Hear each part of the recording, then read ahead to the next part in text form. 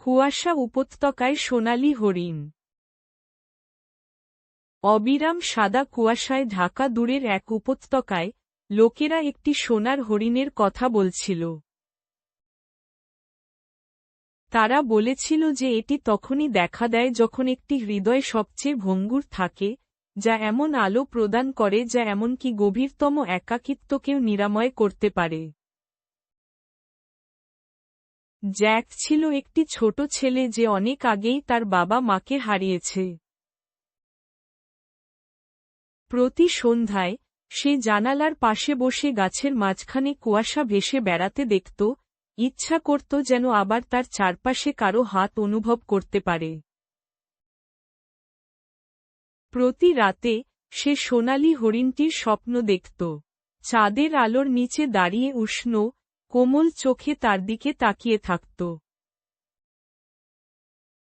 যখন সে জেগে উঠল, তখন সে ভাবল এটা কি শুধুই স্বপ্ন যা তাকে সান্ত্বনা দেওয়ার চেষ্টা করছে।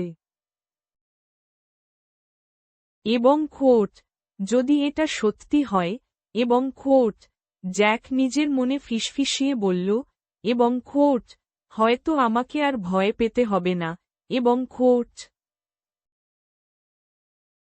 একদিন সকালে সে সিদ্ধান্ত নিল যে সে আর কেবল কল্পনা করবে না।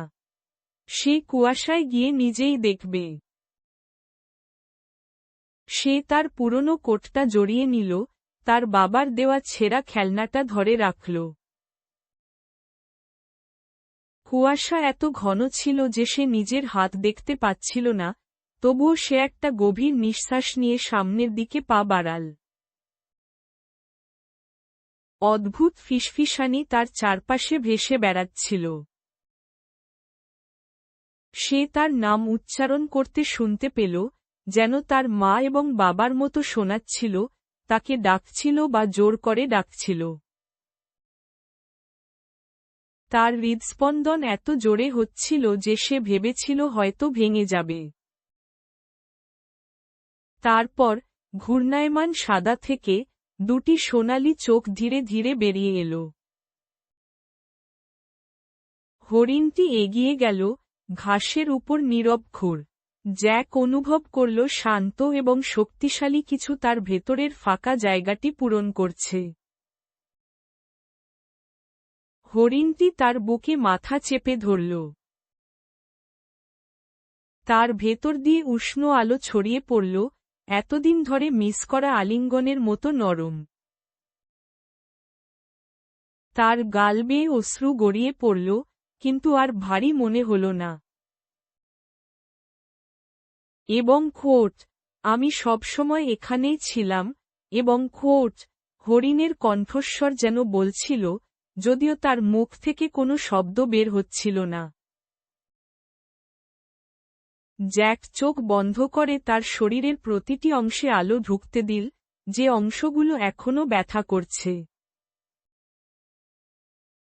যখন সে আবার চোখ খুলল, হরিণটি তাকে দেখছিল। এর দৃষ্টি ছিল ধৈর্যশীল এবং সদয়, যেন এটি তার সমস্ত ভয় জানে কিন্তু তাকে ঠিক একইভাবে ভালোবাসে।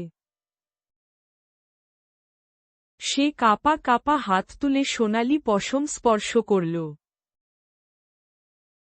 উষ্ণতা তার আঙ্গুলের মধ্যে প্রবাহিত হল, এবং সে আগের চেয়ে সাহসী বোধ করল।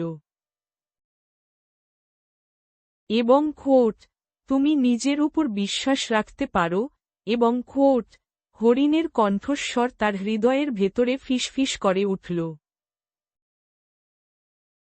জ্যাক মাথা নাড়ল। সে জানত যে তার সাহায্যের প্রয়োজন নেই এমন ভান করা বন্ধ করার সময় এসেছে। হরিণটি নিচু হয়ে তার পুরনো খেলনাটি নাক দিয়ে স্পর্শ করল। কাপড় জুড়ে একটা নরম আলো জ্বলে উঠল, যা এটিকে জীবন্ত এবং নিরাপদ মনে হচ্ছিল।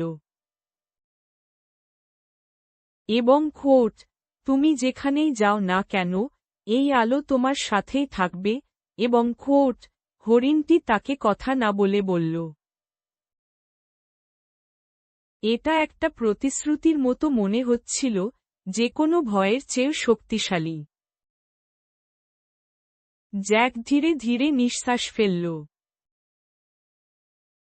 এতদিন ধরে যে ভয় তার মধ্যে ছিল, তা গলে যেতে শুরু করল, পিছনে একটা নীরব শক্তি রেখে গেল।